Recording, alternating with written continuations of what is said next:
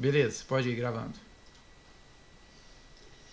Boa noite, pessoal. Eu sou Fábio, residente, né, R4 Neurocirurgia do Hospital de Ipseng.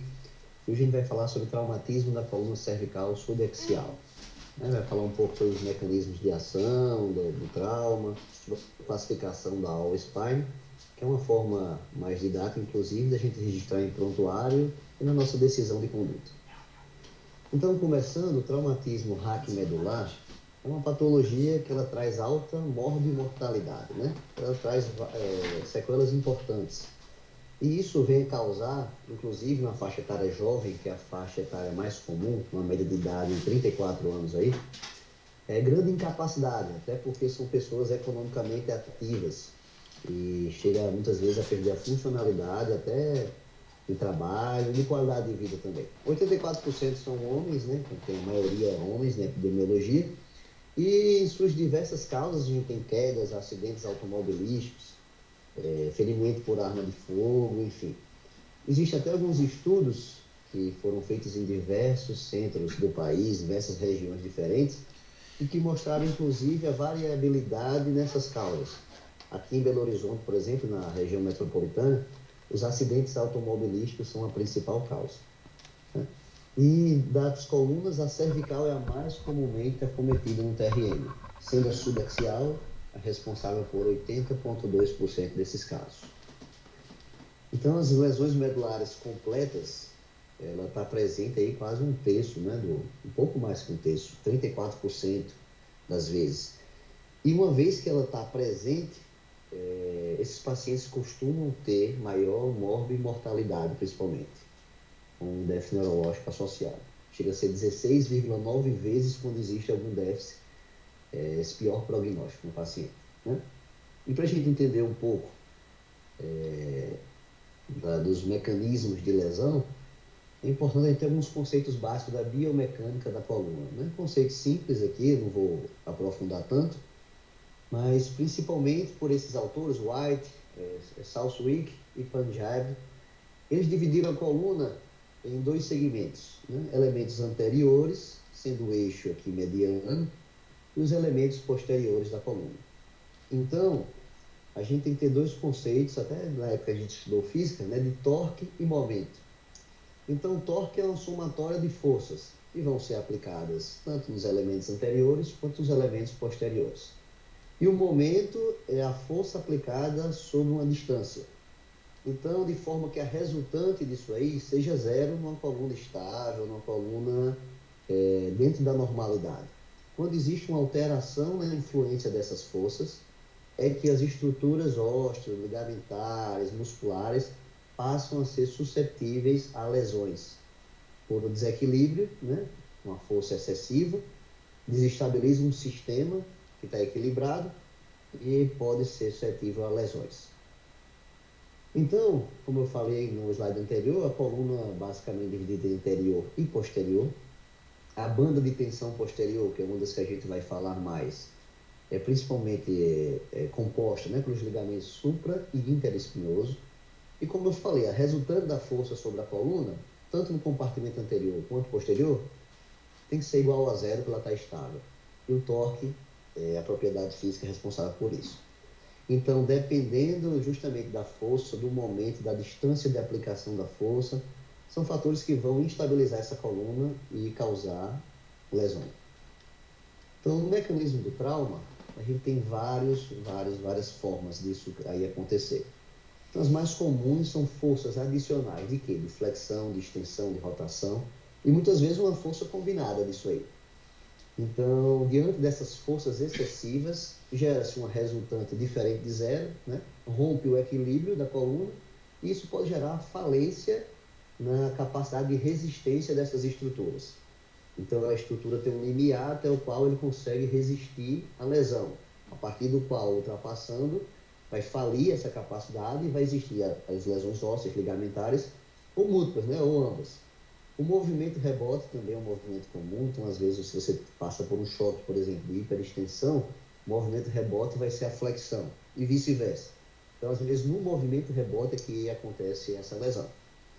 E outra coisa importante é que a extensão ela diminui o canal, né, medular. Então, às vezes, não tendo nem fratura ou lesão grave, estrutural, anatômica, mas esse efeito de extensão diminui o canal e, por si só, pode acabar causando uma contusão medular, por exemplo. Aqui tem uma figura trazendo alguns exemplos desses mecanismos, né? Força axial, força de flexão, força de extensão, rotação lateral e a rotação mesmo por si só no eixo axial. Então, diante desses princípios básicos, a gente traz aqui a classificação da All-Spine, né? Em que basicamente é subdividida nesses tipos dessas, principalmente usando essa forma de letra, né? Então, na letra A, a gente vai ver que são tidas lesões por compressão. A letra B traz o B de banda de tensão, né? Então, a lesão por banda de tensão. Só um mnemônico para lembrar. O C são as lesões com translação, seja ela qualquer que seja o eixo. Então, nem sempre é no antero-posterior, por exemplo. Pode ser lateral, enfim. Desde que haja uma translação. O F vem de faceta. Então, lesões facetárias. E o BL é uma nomenclatura para dizer quando a lesão é bilateral. Então, primeiramente, a gente vai abordar aqui a classificação do tipo A, da All-Spine, né? A classificação do tipo A, primeiro, ela traz um mecanismo principal de lesão, sendo ele axial, uma força axial, comprometendo a estrutura óssea. Então, o que acontece? O A0 é quando não existe uma lesão estrutural tão importante, em que comprometa a estabilidade. Então, é uma lesão mínima, na maioria das vezes em processo espinhoso, na própria lâmina, né? Sem ter uma lesão do corpo vertebral em si, né? da parte anterior da coluna. Então, são lesões mínimas, pequenas, que vai principalmente em processo espinhoso, em lâmina, que não causa instabilidade. O A1, passando agora para o A1. O A1 já é uma lesão que ele atinge o corpo vertebral e que ele vai causar justamente, vai atingir apenas um dos platôs. Aqui a gente tem o platô superior e o platô inferior. Aqui é o segmento anterior da coluna, né? Então ele atinge um dos platores sem comprometer o muro posterior, tá? Então esse aí é o A1. A1 de um platô, por exemplo, mas sem comprometer o muro posterior da vértebra. Seguindo aqui, a gente vai para o A2. O A2, ele já atinge os dois platôs, né? O platô superior e o platô inferior. Sendo que ele tem uma particularidade de causar uma lesão split, que é uma lesão que divide em duas metades, uma para frente e uma para trás, de forma que existe uma fratura aqui coronal, né? Então, A0, poucas lesões de estruturas que não geram estabilidade, A1, só um platô, porém sem comprometer o muro posterior, e A2 comprometendo os dois platôs, porém sem comprometer o muro posterior e causando uma fratura coronal, tá? O A3, diferente de tudo que a gente disse, já compromete o muro posterior, tá? Então, A3 e A4, eles vão comprometer o muro posterior. E a diferença dos dois vai estar em quê? O A3 vai ser só em um platô, basicamente, e A4 vai ser uma espécie de fratura em explosão, onde vai pegar o platô, ambos os platores, né, de cima e de baixo, e comprometer também o muro posterior. Então, até A2, o muro posterior não é comprometido. A partir de A3, esse muro posterior vai ser comprometido. É até uma forma mais didática de a gente conseguir memorizar isso aí. Então, fraturas do tipo B. Aqui já muda o mecanismo de lesão, né? São fraturas que elas atuam, são mecanismos de lesão, desculpe, que elas atuam nas bandas, né? Nas bandas de tensões. Então, B1, por exemplo, a gente tem aqui que tem uma lesão, né?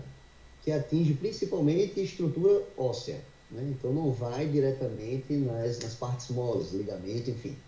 Ela atinge a estrutura óssea e separa justamente em duas, né? Separa em duas partes, mas atinge só a estrutura óssea, tá? Aqui, por exemplo, no momento de flexão, houve essa ruptura aqui, tá? B2. Então, B2, além do osso, também no movimento aqui de flexão, ele acaba atingindo estruturas osteoligamentares, né? Ligamento, pode acometer também faceta. Então, é uma lesão mais grave, uma lesão que gera até instabilidade, tá? Mas que acaba atingindo, além do osso, estruturas de partes moles, disco, ligamentos, faceta, né? Então tem esse grau de separação, acomete muito mais tecidos. E o B3 aqui já é uma lesão em extensão, né? Então tem uma separação aqui dos componentes anteriores do osso, aqui no caso, aqui, inclusive pegando a parte do disco. Importante aqui que o B3, ele não lesiona a banda posterior, né? Então B1 apenas osso, B2 osso e parte ligamentar posterior, e B3 movimento contrário aos outros de extensão, onde não atinge a banda posterior. Até chegarmos aqui no tipo C, né? O tipo C, como eu já tinha antecipado, é um movimento de translação, né? Seja ela axial ou translação vertebral em qualquer direção. Então, geralmente ela está associada a outros tipos, né? A gente vê aqui que tem uma lesão da banda posterior, tem luxação de faceta, enfim. Mas é justamente esse movimento de translação entre uma vértebra e outra. Agora a gente vem trazer também o tipo F, né? Que a gente vai lidar agora com facetas. Então o F1. O F1 é uma fratura facetária pequena, né? Abaixo de 1 centímetro ou abaixo de 40% da massa lateral aqui. Então é uma fratura menor, mais simples, muitas vezes apenas linear. Já o F2, ele é acima de 1 centímetro e compromete mais de 40% dessa massa lateral, tá? Então já é uma lesão que pode propiciar por atingir mais, uma quantidade maior de massa lateral, onde se tem um potencial de instabilidade. O tipo 3 já é uma fratura que ela, como se fosse uma massa lateral flutuante, né? Porque ele acaba fraturando em vários pontos, de forma que, como se destacasse essa massa lateral, como se deixasse passível pelo menos disso, uma massa lateral solta. Então você vê que aqui mais anteriormente, né, perto até do forame vertebral, aqui na junção da massa lateral com a lâmina, então tem várias fraturas de forma que deixa solta a massa lateral. E o tipo 4 é quando há uma subluxação da faceta, né? Como se fosse que a faceta se deslocasse. Até podia ser um tipo C, da que a gente tinha visto, sendo agora referente à faceta. Então há uma translação, um deslocamento, subluxação, uma faceta sobre a outra. E o BL, que a gente falou, no caso de lesões bilaterais, tá? Aqui a gente traz um algoritmo para a gente poder fixar isso que a gente conversou. Então, primeiramente, o tipo, né, de lesão mais instável é o tipo C, então a gente começa por ela. Então, tem um deslocamento, tem uma translação? Se tem, a gente classifica como tipo C, né? Não teve, a gente vai aqui. Segundo passo, existe uma lesão nas bandas de tensões? Se sim, a gente passa para avaliar a categoria B. Então, lesou a banda anterior, como a gente falou, né, no movimento, por exemplo, de extensão, já é uma B3, uma hiperextensão. E se for a banda posterior, temos duas opções, né? Se apenas partes ósseas, vai ser B1. Se atingir a banda posterior, também lesão, tiver lesão osteoligamentar, vai ser classificado como B2, né? Caso não tenha lesões de bandas de tensão, seja só uma fratura em corpo vertebral apenas, aí a gente vai para a classificação do tipo A, né? Então, se teve fratura, aquilo que eu falei, teve envolvimento do muro posterior, se teve muro posterior, só pode ser A4 e A3. Então, a gente vem aqui.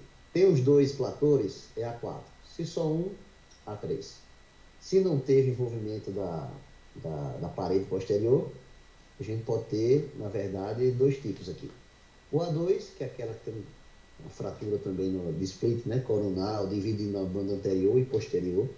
E A1, quando só pega um platô sem comprometer o muro posterior. E aqui, se só comprometer, né, estruturas menos responsáveis por instabilidade, né, com processo, a lâmina, os processos vertebrais, aí a gente classifica como A0, tá? Obviamente, se nenhuma lesão, nenhuma injúria, não vai ser classificado isso aí. Complementando a classificação, ainda existe o status neurológico, e os fatores modificadores, tá? Esse fator modificador vai ser principalmente importante até nos exames de imagem, ressonância, por exemplo. E a questão neurológica, né? Como a ausência de lesão neurológica, N0, N1, um déficit transitório, N2, sintomas radiculares, N3, uma lesão medular incompleta, por exemplo, uma cauda equina leve, de qualquer grau. N4, uma lesão completa. O NX é que você não consegue examinar, e esse maisinho para uma lesão espinhal contínua compressiva. E os fatores modificadores, né? Existem lesões, principalmente nos exames de imagem, que vão ser modificadores, inclusive prognóstico. Por exemplo, aqui, o M3, que é um enrijecimento ou causas metabólicas, como osteoporose, enfim. São coisas que você encontra nos exames de imagem que vêm a associar e contribuir na classificação. Então, aqui, por exemplo, a gente vai exemplificar mais à frente, mas a gente traz aqui como, por exemplo, fazer uma nomenclatura, classificar o exame que você está vendo, o paciente que você está vendo, até para ajudar a tomar conduta. Então, primeiramente, você começa das lesões primárias, né? As lesões mais importantes. Então, por exemplo, aqui como ele traz, na própria cartilha da aula, né? Ele traz esse exemplo, de C6 e C7, uma translação, então a gente vai ter um tipo C de injúria, né?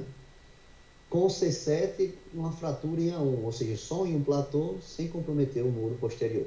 Então, a gente começa a nomenclatura nomeando C6 e C7, tem uma translação, então é C. E a partir das lesões primárias, a gente vai classificar as lesões secundárias. Então, C7, C1 é o tipo A1. Do outro lado aqui, ele traz outro tipo, né?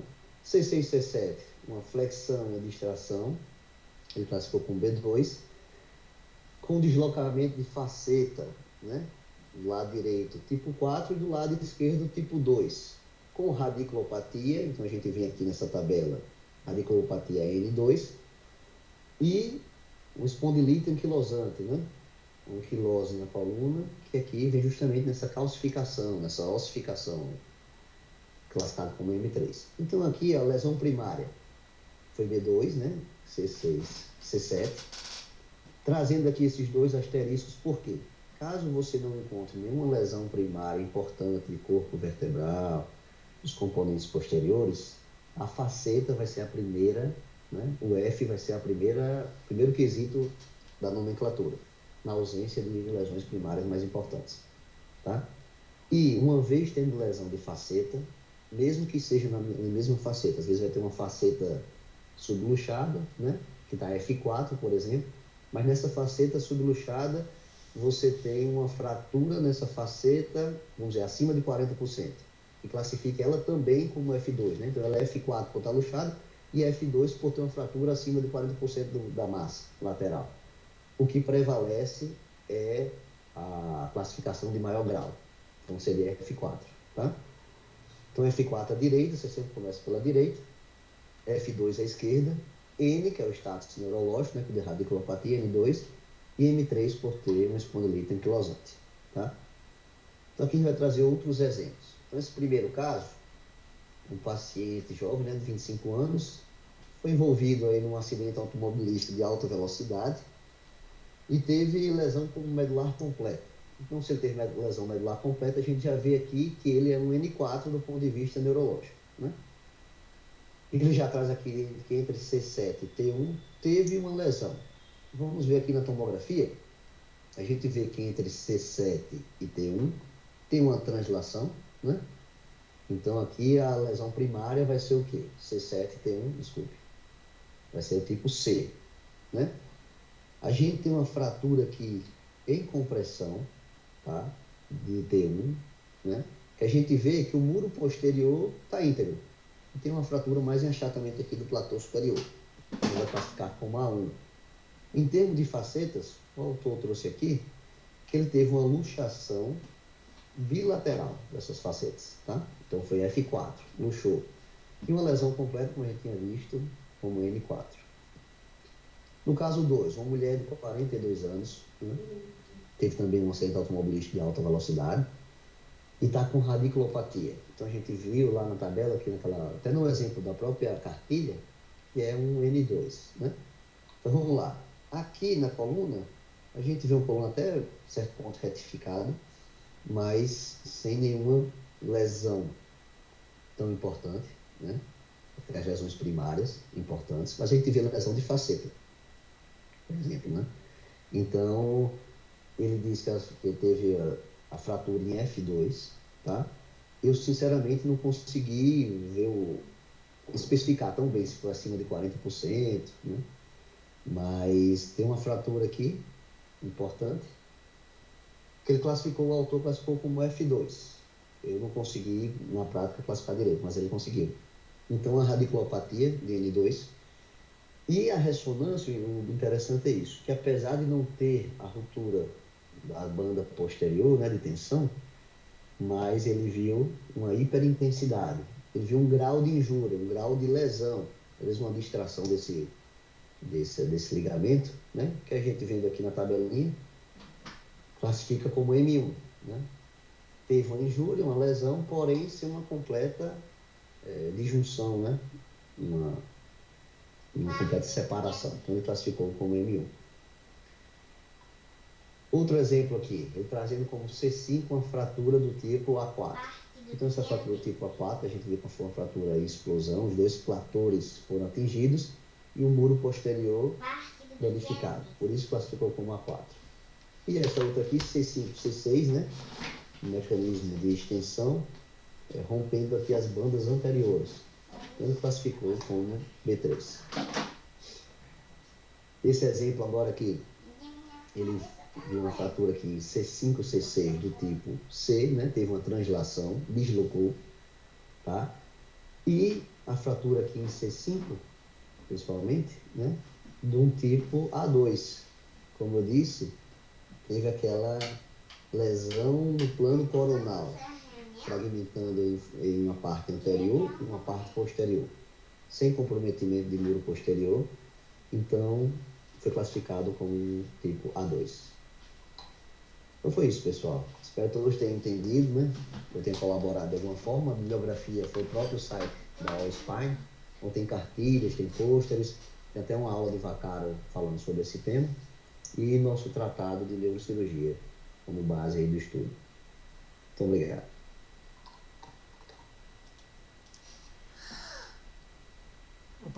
Parabéns, Fábio. Boa aula, muito boa aula, boa apresentação. Boa, Fábio. Um comentário assim, a fratura do tipo B1, você está lembrado daquela que é totalmente óssea? Ela é extremamente rara. Eu estava conversando, eu nunca vi na minha vida uma B1 cervical. A gente cansado de ver B1 em tóraco-lombar, mas em cervical nunca vi. Está descrito como sendo menos de 0,5% dos casos. E eu tenho certeza que é menos que isso, sabe? Porque eu já vi mais que 200 TRM cervicais na minha vida.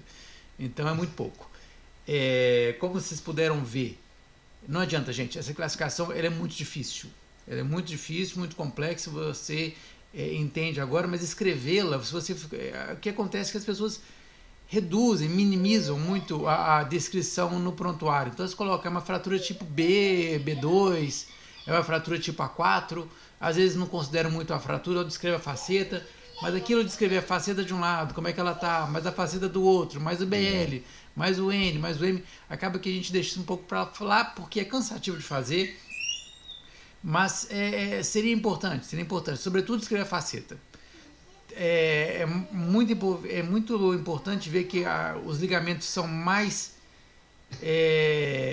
afetados na cervical do que na lombar. Raramente fica preocupado de fazer uma ressonância para ver se tem uma lesão ligamentar posterior numa coluna lombar. Isso é com frequência o caso nas cervicais.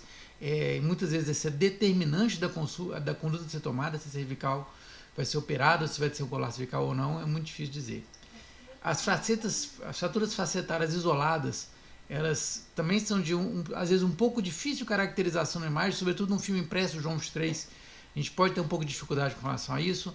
Às vezes, discutindo a imagem com o radiologista, na sala deles, assim, a gente pode entender um pouco melhor. É muito comum a gente falar assim, a F1 é uma fratura bobinha, a F2 é a fratura que a gente tem medo dela, sem ficar lá medindo se deu 1 centímetro ou mais de 40%, né? Então a gente tem esse jeito de falar assim. A fratura a massa flutuante é uma fratura interessante a gente identificá-la sempre, porque ela é bem mais estável, né? O termo massa flutuante é um termo que eu pessoalmente gosto muito, porque ela descreve o que está acontecendo, a massa está solta, não é? Então você perdeu aquele ponto de apoio da coluna, você tem só o outro. Que é uma fratura que eu já falei com vocês que, em teoria, ela é cirúrgica. Todos os casos que eu tive, eu conduzi conservadoramente bem. Isso, então, já vê aí como, né, nem tudo tem sua resposta perfeita nos livros, né? Mas se vocês perguntarem para você numa questão, presumo uma questão aberta, eu colocaria, olha, ela é fratura instável. Se o paciente for jovem, em todos os casos que eu vi foram pacientes jovens, eu tenderia a ser mais conservador, mas com acompanhamento radiológico muito próximo. Qualquer sinal de instabilidade, cirurgia. Ok? É basicamente isso. A OA é descritiva, ela vem depois de outras classificações das antigas. Você chegou a falar do White Punjab, que era o que a gente tinha antigamente, era péssimo. Né? Eu fiz resenha de coluna em 2000 e quanto, gente? 2006. Então a gente tinha um Punjab, a gente escrevia fratura em compressão, explosão. Não existia essa classificação ABC, ela existia para a coluna lombar. A da O para a cervical é mais nova, foi em fevereiro de 2015, se não me engano. Eu lembro deles apresentando isso no congresso como uma grande novidade. Então a gente falava de fraturas em teardrop, já devem ter ouvido falar das teardrops, né? Fraturas em Clay-Chauvet, fratura em explosão. A gente era muito mais descritivo no simples, né? E se virava desse jeito. A classificação da O veio para fazer uma linguagem universal, né, de escrever as fraturas, que a gente ainda está aprendendo. Elas não é tão bem compreendidas, tão bem descritas nos prontuários, como a gente vê. Os mais velhos não usam, que eu só vejo residente ou residente, ou gente que acabou a residência há pouco tempo, tentando usá-la corriqueiramente nos prontuários. Espero que isso se difunda com mais tempo, assim, não é? Ela é descritiva, ela não tem por objetivo indicar a conduta a ser tomada, ok? Para isso a gente ainda usa o SLICS, que é uma classificação mais antiga. O SLICS é bem antigo, o SLICS é de 2008 ou 2009. Todas as duas têm grande participação do Vaccaro, vocês sabem disso, né? Sabem disso. Mas a SLICS é muito boa de se usar para isso, a gente usa, mas para falar a verdade, a gente tem menos dúvidas nas condutas das cervicais do que nas lombares, sabe? Nas cervicais, às vezes que a questão fica às vezes na idade do paciente, ou quando tem uma fratura que é muito facetária, com pouco elemento anterior, que a gente não faceta, a gente com menos tendência a querer operar, quando na verdade elas são muito perigosas e o paciente pode luxar da mesma forma, né? Você falou também que sobre a questão da extensão. O movimento de extensão ele é mais grave, né, no paciente, porque a extensão ela provoca redução do canal cervical. Então tem um caso clássico, né? Acho que eu já contei para todos vocês, de um paciente do João 23. Eu era acadêmico quando isso aconteceu. O paciente foi avaliado, foi pedido um raio-x do paciente. Raio-x foi tido como normal, o neurocirurgião deu alta ao paciente. O paciente atravessou a rua para comprar um Tilex. E o farmacêutico perguntou para ele assim, mas dói? Quando é que dói? Eu falei assim, dói quando eu faço assim, estendo o pescoço. Ele estendeu o pescoço e caiu, já tetraplégico. E foi então trazido, carregado de volta, meia hora depois para o hospital João 23. Então, assim, né, vexame, né? Mas isso não era, não tinha tomografia, era muito ruim. Eu não sei se o paciente fez tomografia ou não. Eu falei, eu era acadêmico nessa história, quem me contou, né, história contada por... Né, sabe como é? Que passaram de um para o outro nas lendas do João 23. Então, só para lembrar que o movimento de extensão é pior, mais perigoso. Isso é importante lembrar na hora de posicionar o paciente também. Ok? Muito boa aula. O Beda hoje não consegue falar, claro, né? Mas a próxima aula dele que vai dizer em conduta, a gente pede para ele dar uma palhinha do SLICS. SLICS, 5 minutos. Menos que isso a gente consegue falar. Mas parabéns, viu, Beda? Ok? Grande abraço então, obrigado, gente. Boa noite para vocês aí. Valeu. Falou, um abraço. Até mais. Obrigado mesmo.